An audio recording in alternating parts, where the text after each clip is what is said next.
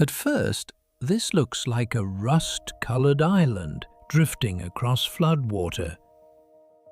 But it is a raft made of living fire ants.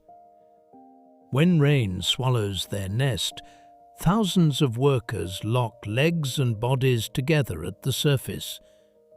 Their waxy shells repel water, and tiny pockets of air stay trapped between them, helping the whole colony float. Along the edge, ants grip and release, constantly repairing the raft as brown water pulls at it. Deep in the center, the queen and young are sheltered by bodies that become both lifeboat and shield. When the raft touches grass or soil, the colony spills back onto land and begins again. What looks like debris is survival, assembled one living body at a time.